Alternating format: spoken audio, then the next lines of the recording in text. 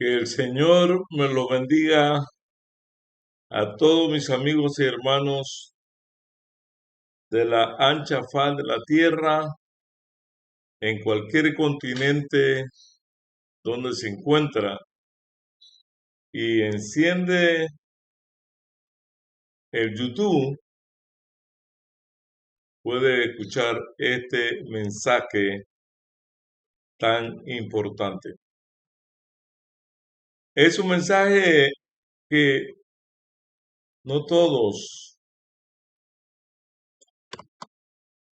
están predicando porque no lo saben predicar o porque no lo pueden predicar. Y queremos hablar acerca de un tema muy excelente. Queremos empezar hablando lo que dijo Moisés en la introducción. Las cosas secretas pertenecen a Jehová, nuestro Dios, mas las reveladas son para nosotros y para nuestros hijos para siempre, para que cumplamos todas las palabras de esta ley. Deuteronomio 29:29. Las cosas secretas pertenecen ¿a quién? A Jehová nuestro Dios. Pero las reveladas son para nosotros y para nuestros hijos. Eso escribió el profeta Moisés. Tal como se expresa en este versículo bíblico, las verdades que el Señor ha revelado han sido dadas para comprenderlas y aceptarlas, de modo que se muestre obediencia y fidelidad. El profeta Daniel recibe una revelación que no puede entender inmediatamente.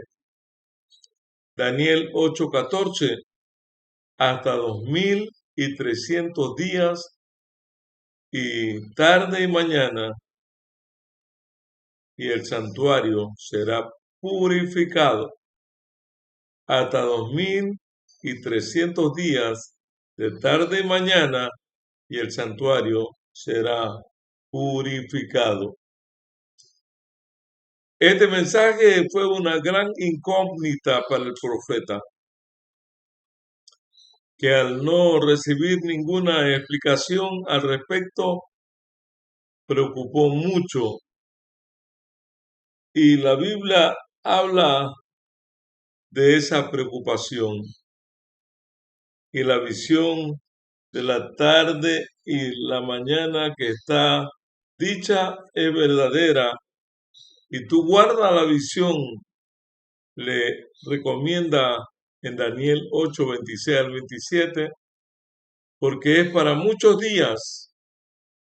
Y yo también fui quebrantado y estuve enfermo algunos días, y cuando convalecí hice el negocio al rey, mas estaba espantado acerca de la visión y no había quien la entendiese.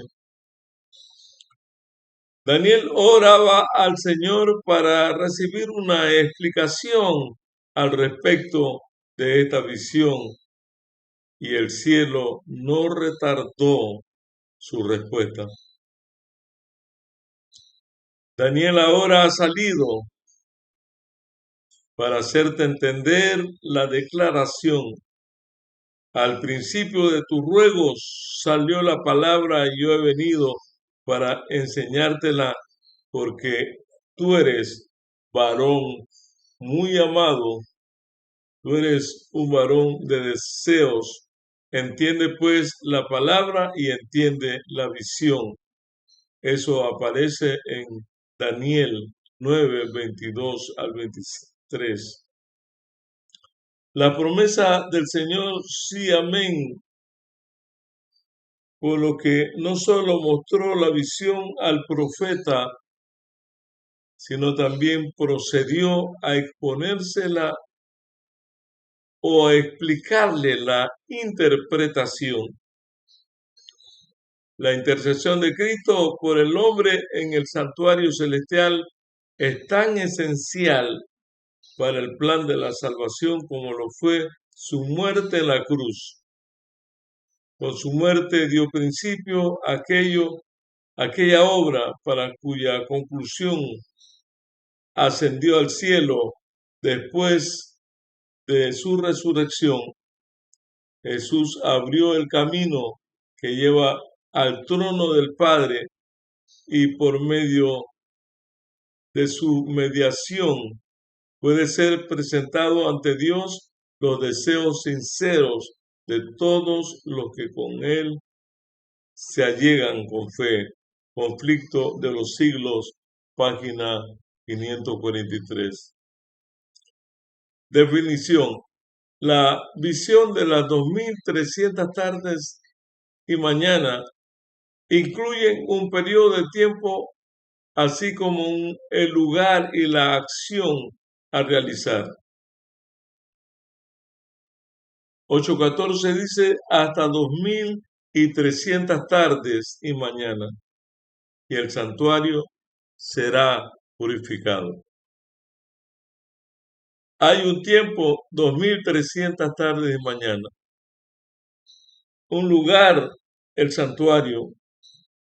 Hay un acto, y el acto es la purificación. Los 2300 días es un periodo de tiempo bastante extenso que se encuentra dividido en diferentes partes.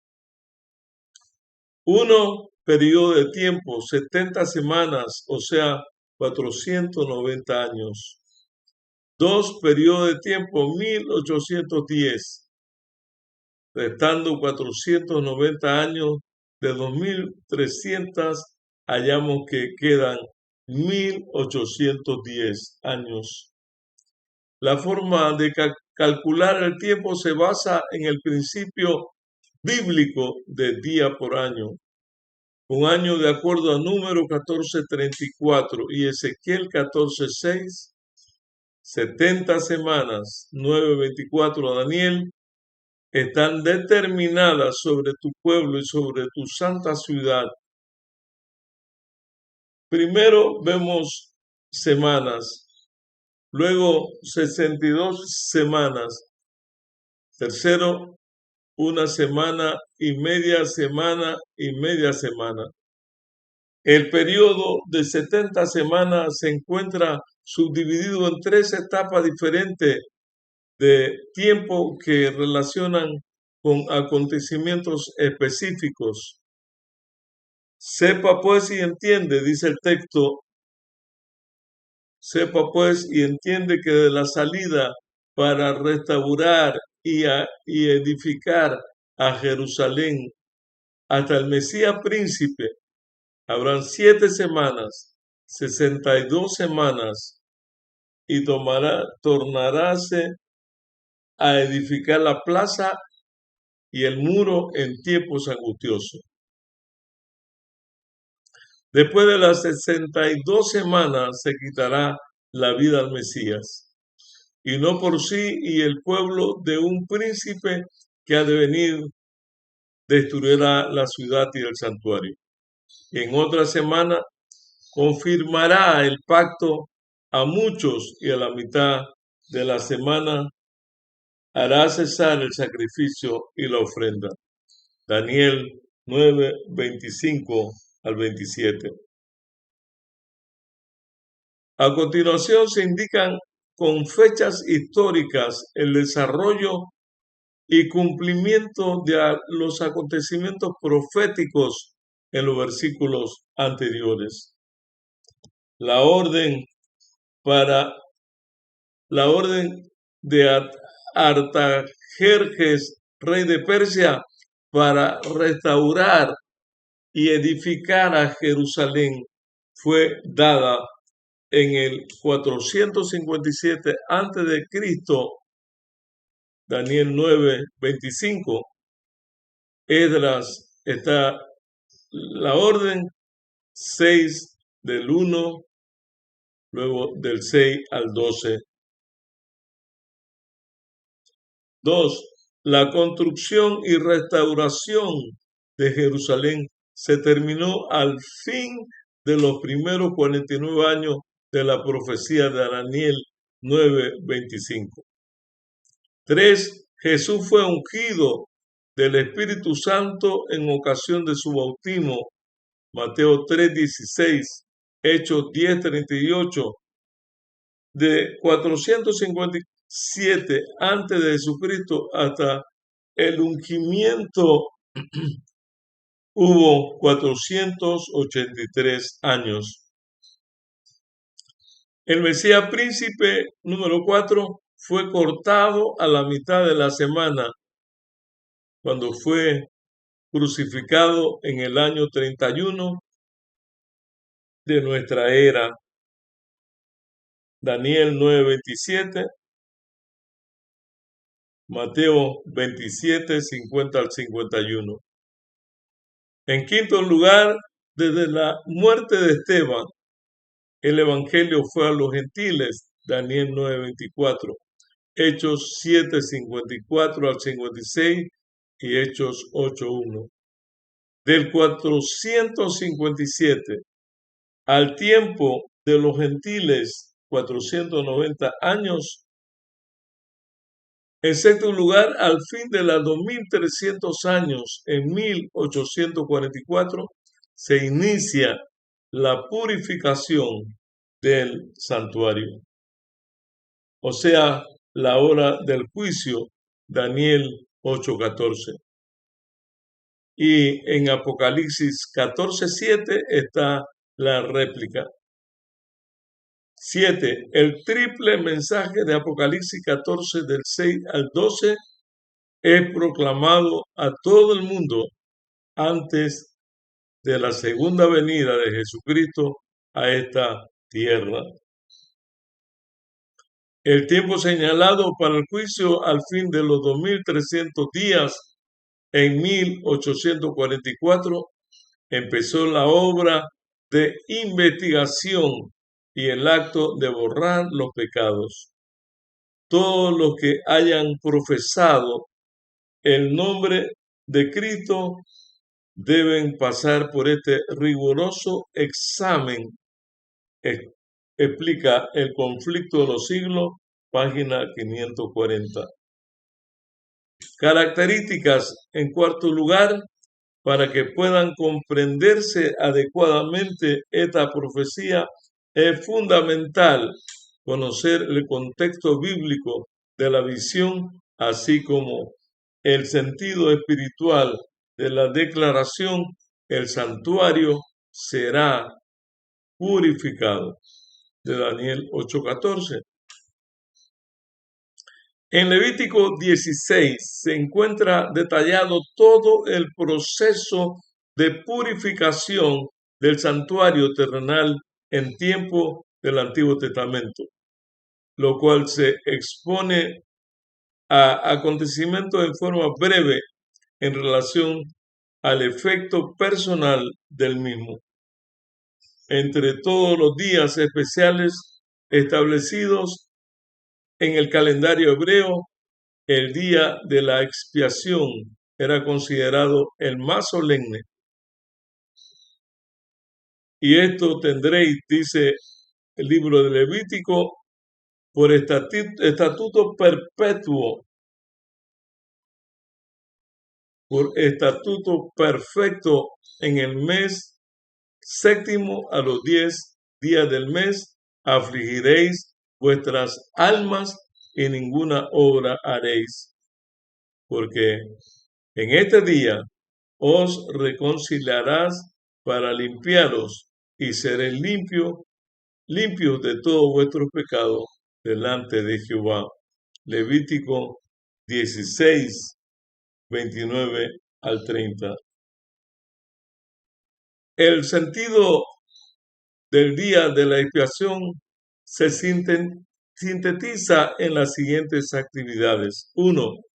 Afligiréis vuestras almas, lo cual implica La ayuno implica contrición, arrepentimiento, confesión y profunda meditación. Ninguna obra haréis, lo cual implica abandono de cualquier actividad para concentrarse en la reflexión y la meditación. 3. Se os reconciliará, lo cual implica una relación armoniosa entre Dios y el ser humano. En cuarto lugar, para limpiaros, lo cual implica purificación espiritual. En quinto lugar, seréis limpios de todos vuestros pecados delante de Jehová, lo cual implica completa armonía con Dios al eliminar el pecado que la obstaculiza. Todo hombre había de contristar su alma mientras que se verificaba la obra de expiación. Todos los negocios se suspendían y toda la congregación de Israel pasaba el día en solemne humillación delante de Dios, en oración, ayuno y profundo análisis de corazón. Patriarcas y Profetas, página 369. El sumo sacerdote 5, un papel fundamental en todo el proceso a realizar en el día de la expiación. A continuación se realiza una comparación entre el sacerdote humano y el divino. La orden era según el orden de Melquisedec y que no fuese llamado según el orden de Aarón. Hebreos 7:11. Había un juramento porque los otros ciertos sin juramento fueron hechos sacerdotes, mas este con juramento. Hebreos 7:25. Vida y los otros fueron sacerdotes en cuanto por la muerte no podían permanecer, mas este por cuanto permanece para siempre tiene un sacerdocio inmutable. Hebreos 7:23-24. Sacrificio que no tiene necesidad cada día, como los otros sacerdotes, de ofrecer primero sacrificio por sus pecados y luego por los del pueblo, porque esto lo hizo una sola vez, ofreciéndose a sí mismo. Hebreos 7:27. Naturaleza, porque la ley constituye sacerdotes a hombres flacos, mas la palabra del juramento después de la ley constituye al Hijo hecho perfecto para siempre. Hebreos 7:29.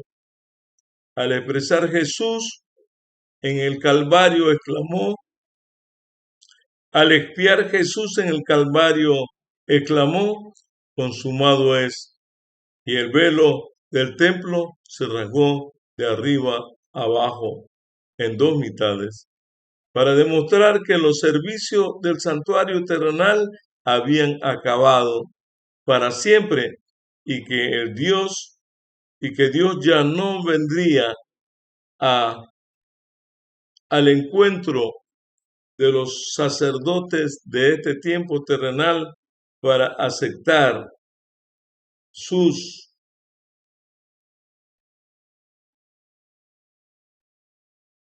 sacrificios.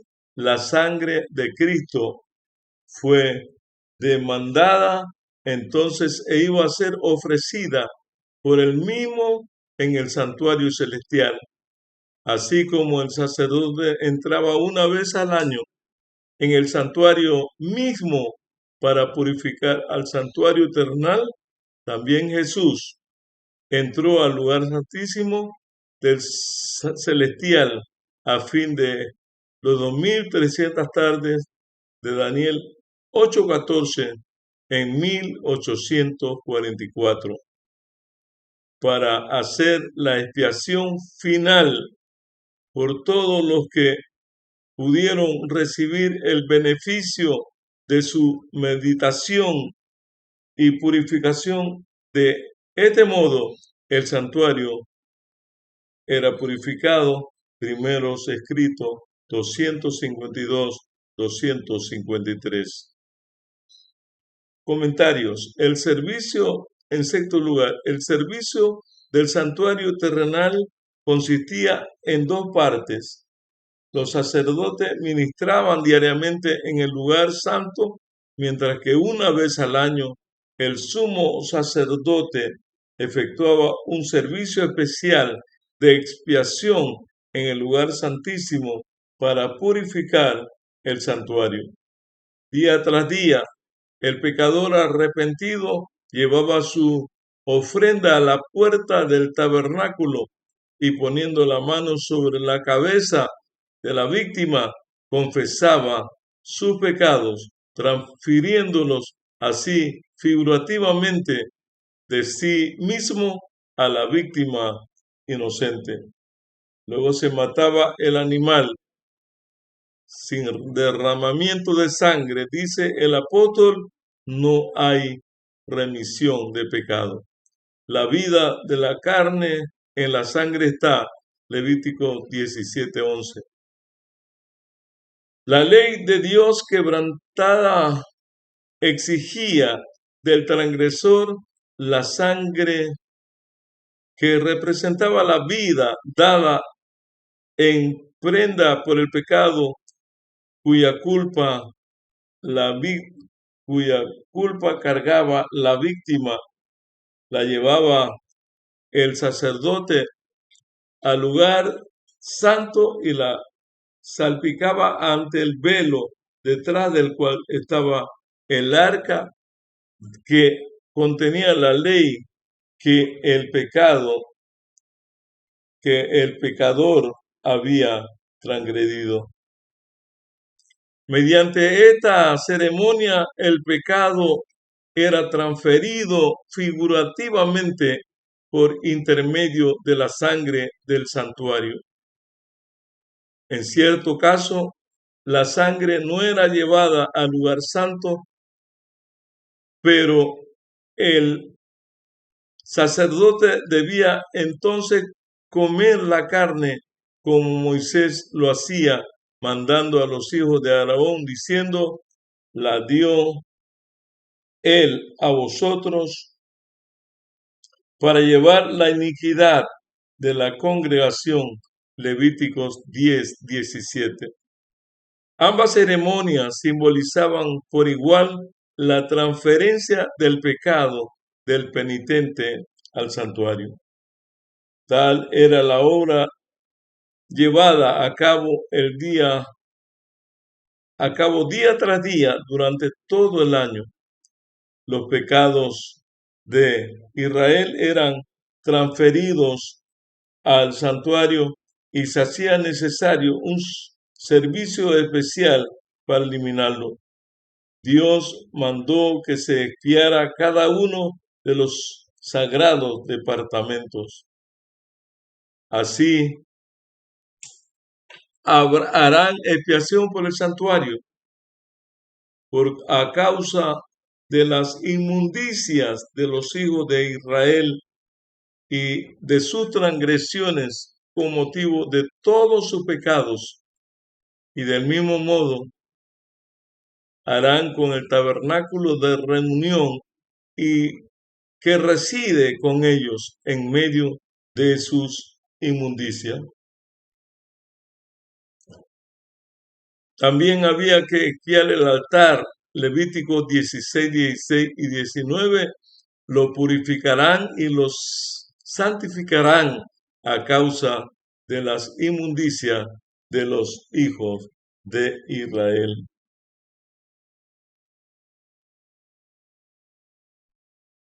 Una vez al año, en el gran día de la expiación, el sacerdote estaba en el lugar santísimo para purificar el santuario.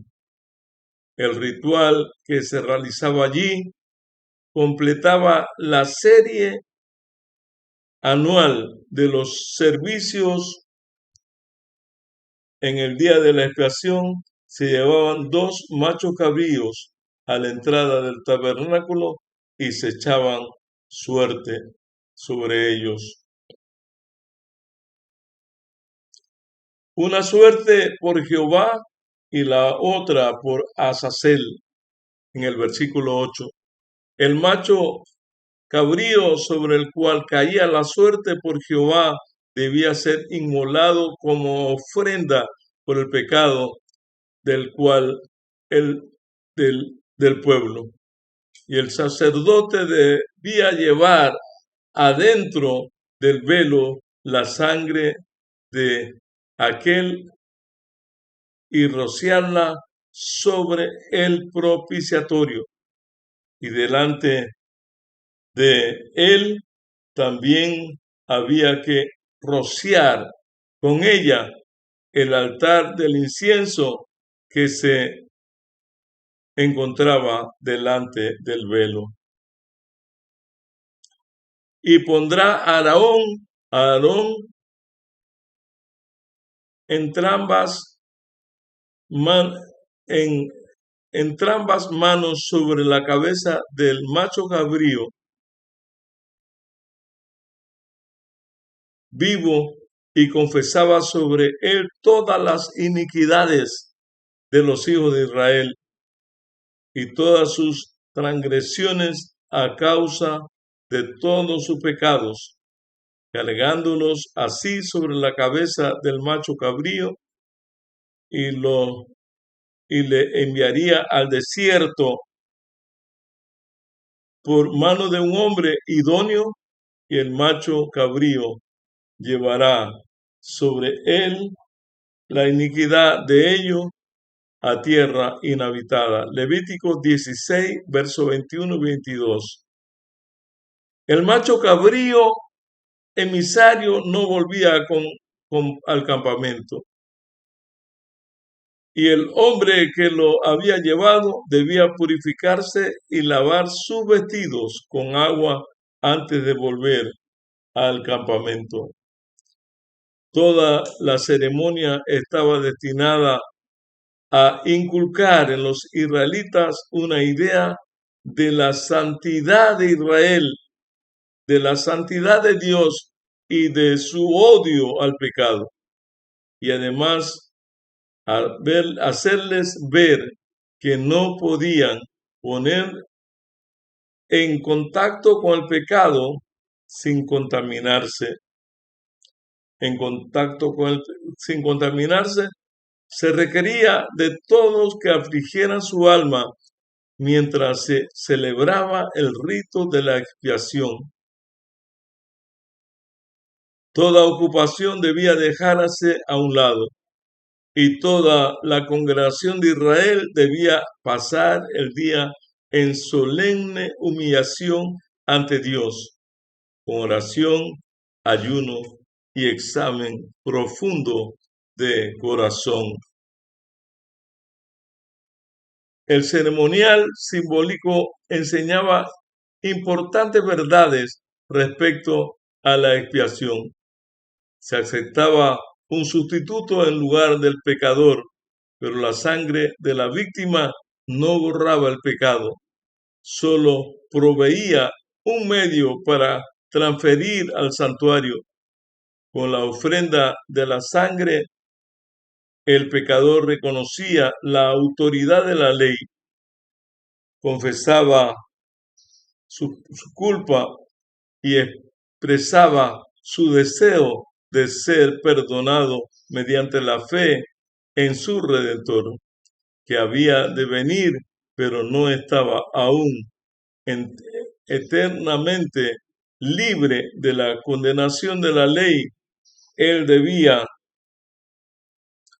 el día de la expiación, el sumo sacerdote, después de haber tomado una víctima ofrecida por la congregación iba al lugar santísimo con la sangre de dicha víctima y rociaba con ella el propiciatorio por encima de la misma ley para satisfacer sus exigencias. Luego, en calidad de mediador, tomaba los pecados sobre sí y los sacaba del santuario, y al poner sus manos sobre la cabeza del segundo macho cabrío, confesaba sobre él todos esos pecados transferidos, y transfiriéndolos así figurativamente del sacerdote al macho cabrío emisario. Este lo llevaba luego lejos y se consideraba que los pecados habían sido eliminados del pueblo para siempre. Eso aparece en Cristo en su santuario, página 106 a la 108. Conclusión, hermanos y hermanas. La sangre de Cristo, ofrecida en beneficio de los creyentes arrepentidos, les aseguraba perdón y aceptación acerca del Padre. No obstante, sus pecados permanecían registrados en los libros del cielo. Como en el ritual simbólico había una obra de expiación al fin del año, así también, antes de que se complete la obra de Cristo para la redención de los hombres, queda por hacer una obra de expiación para eliminar el pecado del santuario. Este es el servicio que empezó cuando terminaron los 2300 tardes y mañanas.